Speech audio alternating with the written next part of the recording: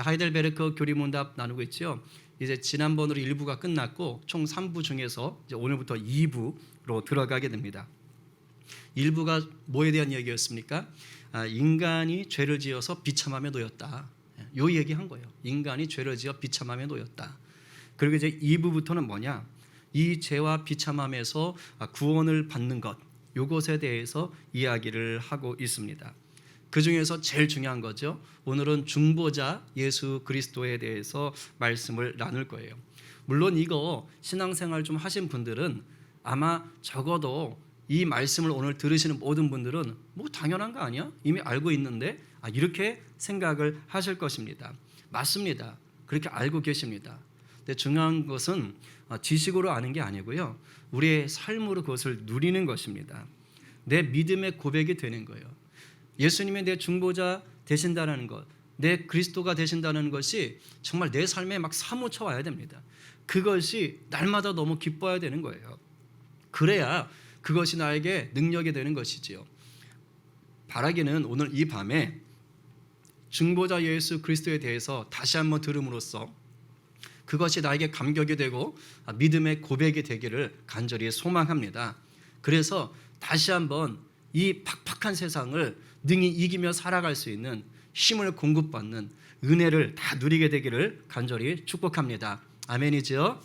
네, 막 온라인으로 막 이렇게 아멘 하시는 소리가 다 들리는 것 같아요. 축복합니다. 안에 계신 분들은 아멘이죠? 여기에 계신 우리 한솔 형제는 잘 경험을 못했을 것 같은데 나머지 분들은 그래도 좀 아실까? 제 연배 되시는 분들은 아마 다 아실 것 같아요.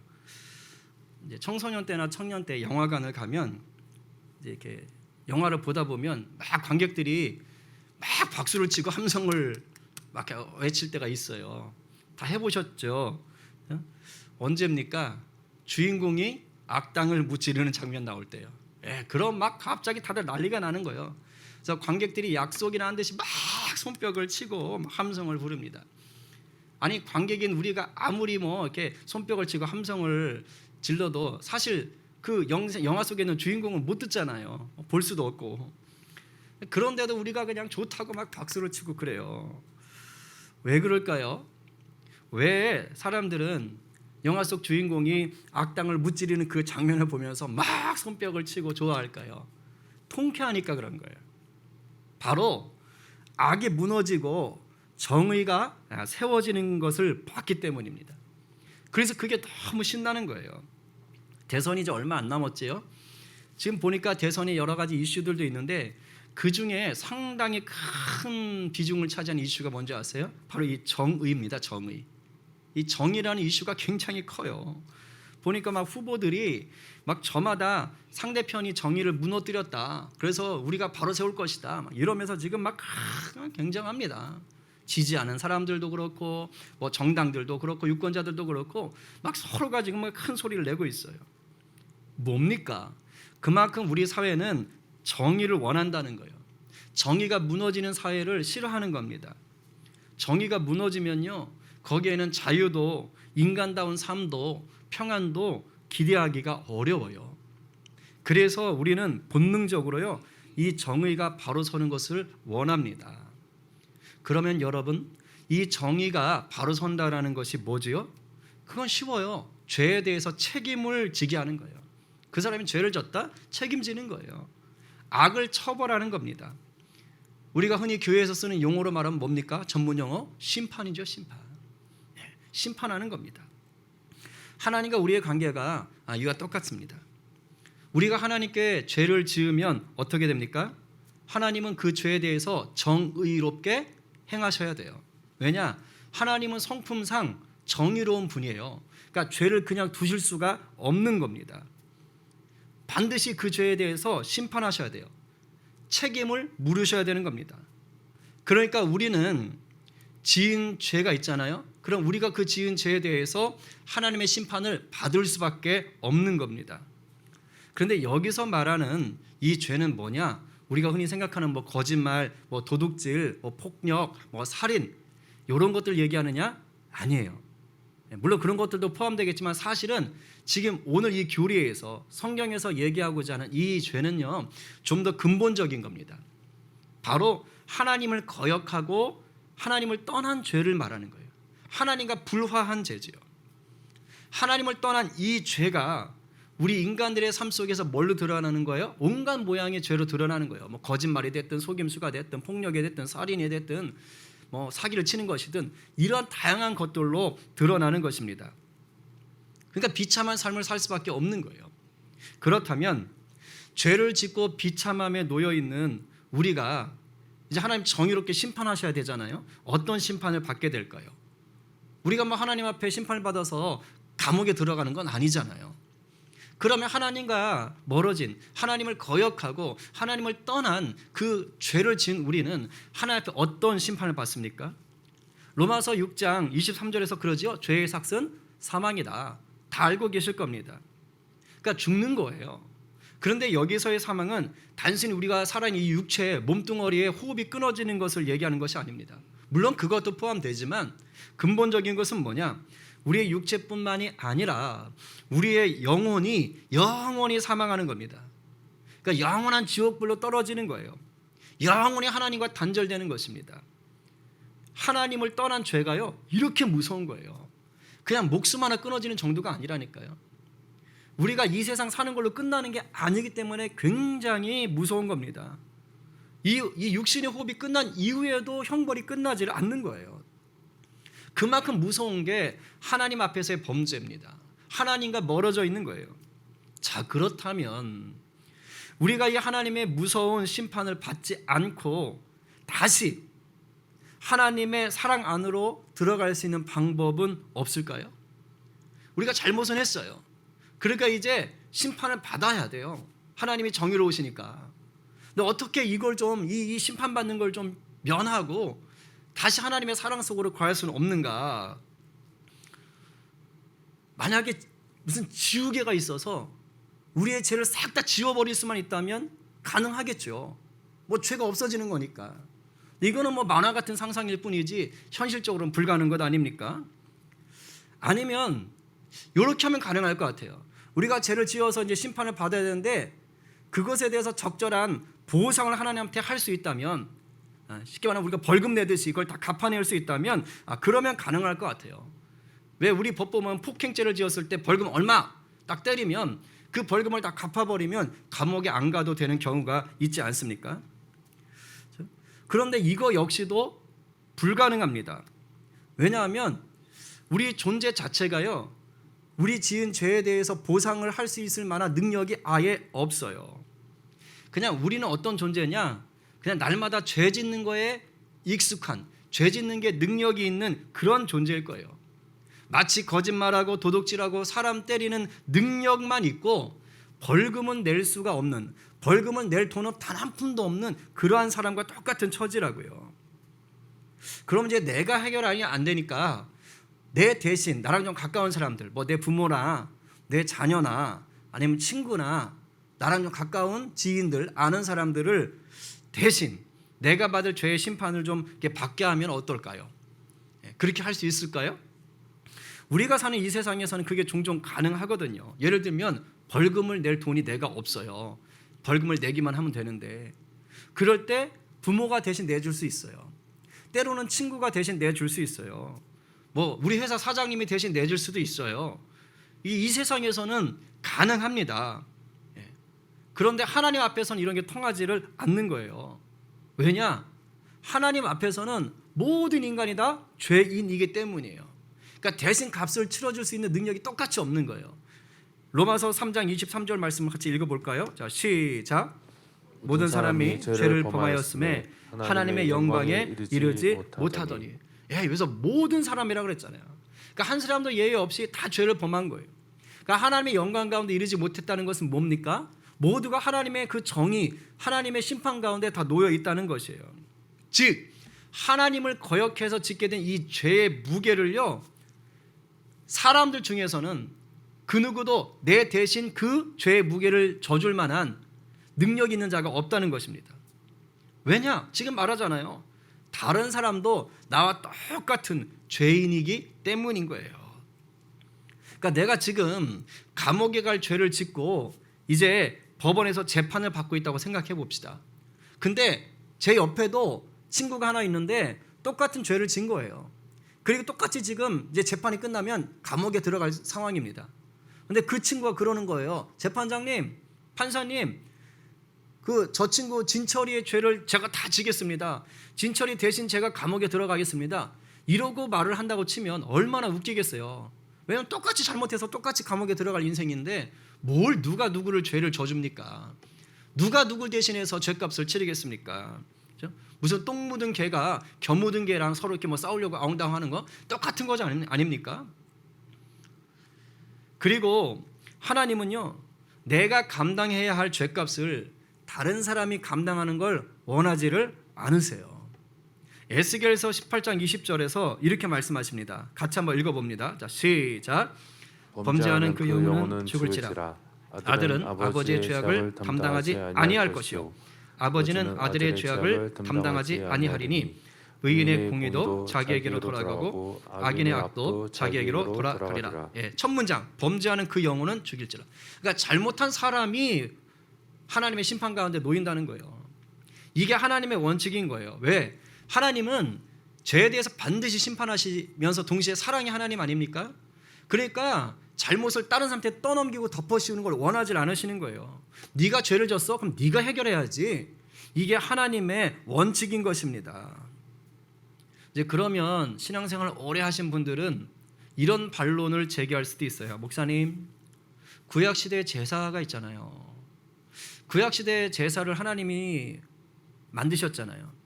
죄를 지었을 때 짐승을 잡아가지고 그걸 바치면 하나님이 죄를 용서해 주지 않았습니까? 이거 그러면 대신 이 죄를 용서해 주는 거 그런 거 아닙니까? 이거 할 수 있는 거 아니에요? 맞습니다. 네, 맞아요. 대신 죄 용서하는 그런 절차, 그런 방법을 하나님이 짐승 잡아서 바치는 제사 의식을 주셨어요. 그런데 오해하시면 안 돼요. 이것은 근본적인 죄를 용서하시는 게 아닙니다.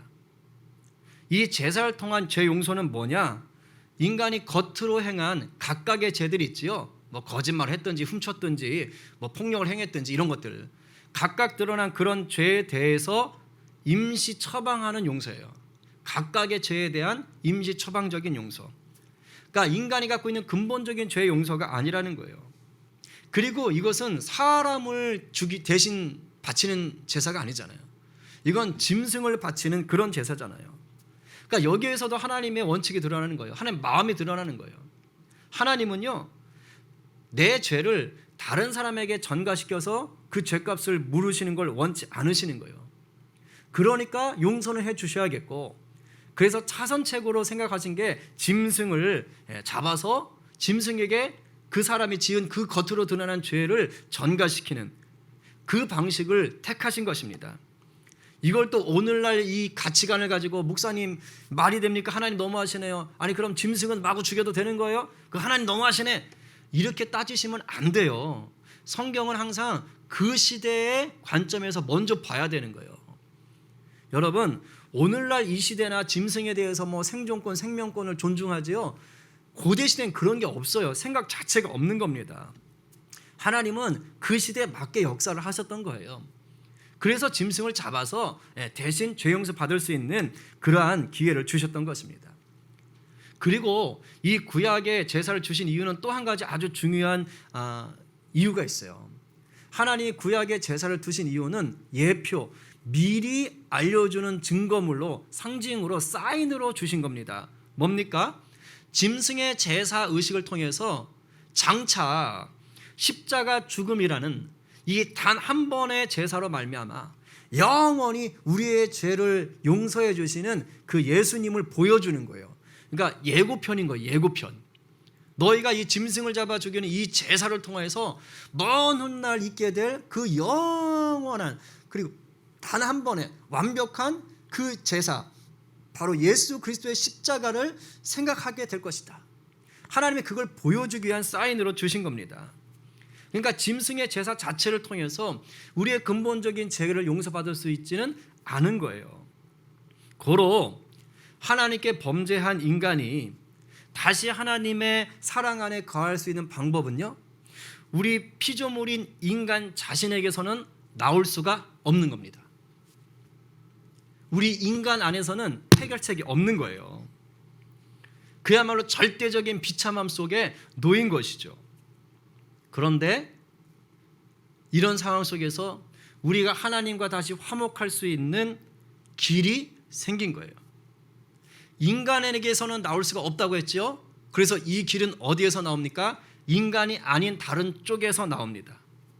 바로 우리를 창조하신 하나님이 이 길을 여시는 거예요. 하나님이 친히 우리와 화목할 수 있는 길을 여셨어요. 반드시 정의를 세우실 수밖에 없는 그 하나님이 동시에 우리를 너무도 아끼시는 사랑의 하나님이셨기 때문에 가능한 것입니다. 범죄한 우리를 사랑하신 하나님은 이 죄의 문제를 해결하는 동시에 우리는 다시 하나님의 자녀로 삼으시기로 결정하신 거예요. 이 두 가지를 다 하시는 겁니다. 근데 이 두 가지를 하시려면 해결해야 될, 우리가 생각할 때 해결해야 될 문제들이 있어요. 죄의 문제도 해결하면서 우리가 하나님의 자녀가 되려면 우리가 생각할 때 이 문제들이 해결돼야 돼요. 근데 하나님이 그걸 해결하시는 거예요. 첫 번째 뭘 해결하셔야 되느냐? 인간의 죄값을 해결하셔야 돼요. 왜냐하면 죄가 있는 채로는 심판을 해야 되니까 이 죄값을 해결해야 됩니다. 죄를 놔두고 모른 척 하실 수는 없는 거예요. 하나님은 정의로우시기 때문에. 아까 죄를 지으면 그 심판이 뭡니까? 사망이라 그랬죠. 그러니까 우리가 이제 죄를 짓고 죽을 수밖에 없게 됐어요. 근데 하나님이 우리를 살리려면 죽을 수밖에 없으니까 누가 대신, 우리 대신 죽어야 되는 거예요. 이게 죄값을 치르는 거예요. 그러니까 하나님이 이걸 하나 해결하셔야 돼요. 두 번째, 그런데 우리 대신 죄값을 치르려면 누군가 대신 해야 되는데 그 누군가는 반드시 인간이어야만 합니다. 왜지요? 인간이 지었으니까. 인간이 지었으니까 인간이 해결을 해야 되는 거예요. 내가 지은 죄를 뭐 걔한테 물을 수는 없잖아요. 그죠? 그러니까 인간이 지었으면 인간이 해결을 봐야 되는 것입니다. 인간이 지은 죄기에 인간으로서만 해결이 가능한 거예요. 인간으로서만 죄값을 치를 수가 있는 거예요. 근데 여기서 딜레마가 생기는 거예요. 왜냐? 죄값을 치를 만한 죄가 없는 인간이 세상에는 한 사람도 없는 거예요. 똑같은 죄이니까 죄값을 치러줄 수가 없는 거예요. 똑같이 감옥에 들어갈 처지니까 나는 깨끗하니까 내가 대신 짊어질게요 할 수 있는 그런 인간이 한 사람도 없는 겁니다. 그리고 이거보다 더 중요하게 해결해야 될 문제가 하나 더 있어요. 그게 뭐냐? 이 죄를 향한 하나님의 엄청난 진노 있잖아요. 죄 때문에 하나님이 진노하신 거거든요. 그래서 심판하시는 거거든요. 이 진노를 감당할 만한 능력이 있어야 돼요. 하나님의 진노를 다 끌어안아야 돼요.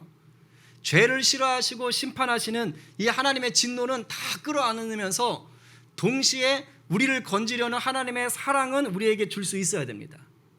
그런 존재가 되어야 되는 거예요. 그런데 저나 여러분처럼 이런 인간들은 이미 그것을 감당할 만한 능력이 안 돼요. 왜? 피조물이니까. 그걸 감당할 만한 힘이 없는 거예요. 그냥 뭐 이렇게 도둑질 하나 한 거 그런 거 대신 어떻게 돈 갚아주고 이런 걸 할 수 있지만 하나님을 근본적으로 떠난 이 죄의 무게감, 영원한 죽음으로 떨어질 수밖에 없는 이 모든 인류의 이 죄값을 감당할 만한 그런 능력이 있는 인간은 아무도 없다라는 것이에요. 이런 문제들을 해결하셔야 하는 거죠. 그런데 그렇다고 그러면 내가 간다 하고 하나님이 직접 우리에게 오시면 그래서 구원하시면 되느냐? 이것도 안 됩니다. 왜냐하면 인간의 죄는 누가 해결해야 돼요? 인간이 해결해야 되는 거예요. 근데 하나님은 인간이 아니잖아요. 하나님은 영이시잖아요. 육체가 없잖아요. 그러니까 여기서부터 안 되는 거예요. 하나님이 내가 친히 가고 싶어도 이게 안 돼요. 왜? 하나님은 우리의 죄를 대신 해줄 수가 없어요. 왜? 하나님은 고통을 느끼시지 않거든요. 육체 같은 고통이 없거든요.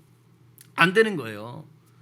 그래서 하나님이요, 하나님의 놀라운 지혜로 우리 인간의 이성으로는 절대 생각해낼 수 없는, 이해하기 힘든 방법을 하나 선택하십니다. 그건 우리와 하나님 사이에 이 문제를 해결할 만한 존재를 하나 세워놓으시는 거예요. 하나님과 우리 사이에 서서 죄와 관련한 모든 문제를 해결하고 우리를 구원해서 하나님께로 인도할 만한 그런 존재 말이죠. 이것을 우리가 교회에서 신학적으로 뭐라고 말합니까? 중보 중보자라고 하는 거예요. 중보자. 오늘 이 개념을 정확히 아셔야 되는 거예요. 그런데 이 중보자는요, 아까 제가 우리와 하나님 사이에 세운다는 표현을 썼어요. 새로 만든다는 표현을 쓰지 않고. 그러니까 이 중보자는 하나님이 새롭게 창조한 피조물이 아니다라는 겁니다. 왜냐하면 피조물 중에서는 이 죄로 인한 하나님의 진노를 감당할 만한 능력이 없기 때문이에요. 피조물은 그런 능력이 없어요. 그래서 하나님이 하나님과 우리 사이에 세우는 이 중보자는 늘 하나님과 함께 계셨던 분인 겁니다. 태초부터 하나님과 함께 하셨어요. 무엇으로? 말씀으로. 바로 성자 하나님이신 거예요. 하나님이 안 되겠다 그러면서 말씀이신 성자 하나님을 보내시는 겁니다. 어떻게? 완전한 인간의 모습으로 아예 태어나게 하시는 거예요. 왜? 그래야 인간의 죄의 문제를 해결할 수가 있기 때문이에요. 인간의 모든 고통을 담당할 수 있기 때문입니다. 그러나 뭐는 없어요? 죄는 없으신 거예요. 그래서 죄가 없는 동시에 죄로 인한 그 진노는 능히 감당할 능력이 있는 하나님으로 오시는 것입니다. 이게 우리의 이성으로는 도무지 이해할 수가 없는 거예요.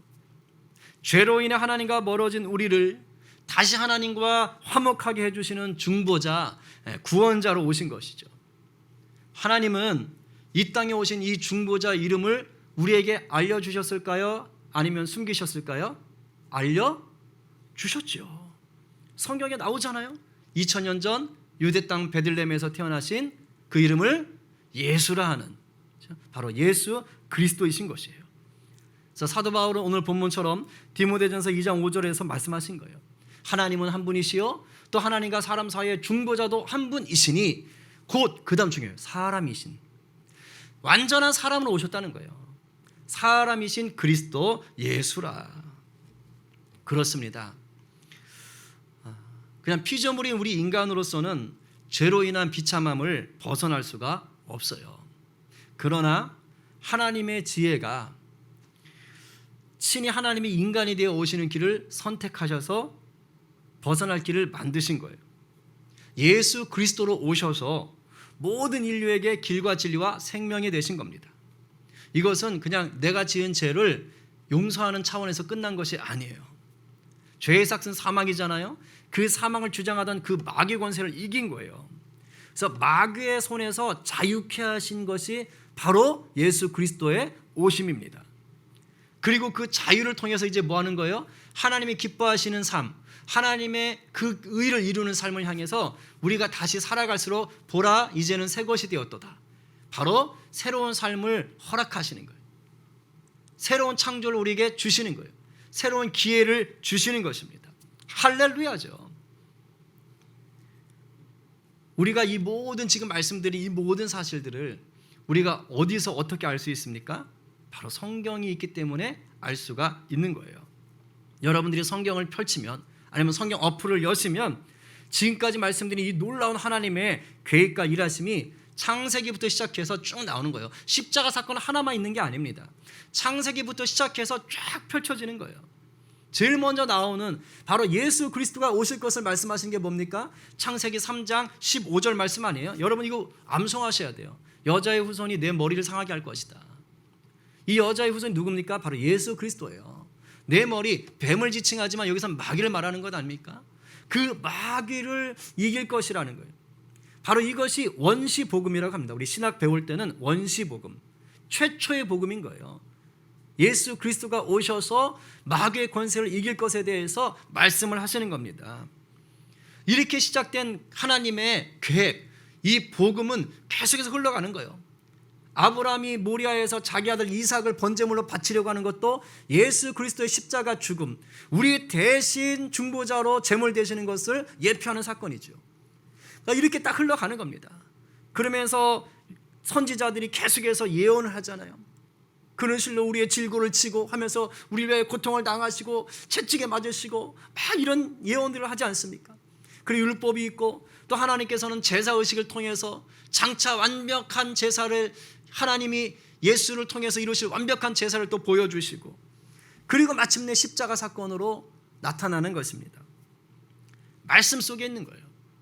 그러니 우리가 말씀 속에서 우리의 중보자가 되시며 구원자가 되시는 예수 그리스도를 찾고 묵상하시면서 날마다 하나님 사랑 안에 거하는 저와 여러분 되기를 간절히 축원합니다. 자, 지금까지 들으신 내용이 하이델베르크 요리문답 12번째 질문부터 19번째까지 두 주치에 걸친 이야기입니다. 다 말씀을 드린 거예요. 자, 이것을 이제 복습하는 차원에서 우리가 한번 쭉 질문을 저하고 질의문답하고 오늘 설교를 마치도록 하겠습니다. 오늘 설교 들은 것을 좀 잘 기억하세요. 하면서 이걸 한번 정리해 보도록 하겠습니다. 제가 물으면 여러분들이 오늘 설교한 것을 좀 이렇게 들은 걸 생각하면서 답을 하시면 됩니다. 자, 12문. 정의로우신 하나님의 심판에 따라 우리는 이 세상과 오는 세상에서 영원한 형벌을 받게 됩니다. 어떻게 하면 이 형벌도 피하고 다시 하나님의 사랑을 받을 수 있겠습니까? 하나님은 자신의 정의가 만족되기를 원하십니다. 그러므로 우리 스스로나 다른 이가 그의 정의를 완전히 만족시켜 드려야 합니다. 13문. 우리 스스로 죄값을 치를 수 있습니까? 절대 없습니다. 사실 우리는 날마다 죄를 더해가고 있을 뿐입니다. 13은 그러면 다른 피조물이 우리를 대신해서 죄값을 치를 수 있습니까? 없습니다. 우선은 하나님께서 인간의 죄 때문에 다른 피조물을 벌하시기를 원치 않으십니까? 더구나 어떠한 피조물도 죄에 대한 하나님의 영원한 진노를 감당할 수 없으며 다른 피조물을 구속할 수도 없습니다. 15분. 그렇다면 어떤 중보자와 구원자를 기대해야 합니까? 그는 참 사람이면서 진실로 의로우시고 모든 피조물보다 큰 능력을 소유하신 참 하나님이셔야 합니다. 16문. 왜 그분은 참 사람이면서 진실로 의로우셔야 합니까? 하나님의 공의가 그것을 요구합니다. 사람이 죄를 지었으니 사람이 자기 죄값을 치러야 합니다. 그러나 죄인은 다른 사람들의 죄값을 치를 수가 없습니다. 제17문. 왜 그분은 참 하나님이셔야 합니까? 그래야 그의 신적인 능력으로 하나님의 진노를 몸소 감당하여 우리를 위하여 우리에게 의와 생명을 회복시켜 주실 수 있기 때문입니다. 18문. 그러면 그 중보자 곧 참 하나님이시며 참 사람이시고 진실로 의로우신 분은 누구십니까? 우리 주 예수 그리스도이십니다. 그분은 우리를 완전히 자유롭게 하고 하나님 앞에 의로워지도록 하기 위하여 오셨습니다. 아멘. 마지막 19문입니다. 우리는 그것을 어떻게 알 수 있을까요? 성경이 내게 알려줍니다. 하나님께서는 이미 에덴 동산에서 복음을 계시하셨고 그 후엔 거룩한 족장들과 선지자들을 통하여 선포하셨고 율법의 의식과 희생 제사를 통하여 상징적으로 보여주셨으며 마침내 그의 사랑하시는 아들을 통하여 성취하셨습니다. 아멘. 자, 설교 들은 내용들이 쫙 정리가 되지요. 그래서 이것을 여러분들이 아는데 지식으로 아는 것이 아니라 정말로 예수 그리스도 나의 중보자여 구원자 되신 예수 그리스도 그 은혜가 날마다 우리 삶 속에서 이게 확증돼야 돼요. 그냥 있으면 안 되고요. 우리가 계속 말씀 보고 기도하며 성령의 은혜를 구하셔야 됩니다. 그럴 때 가능한 거예요.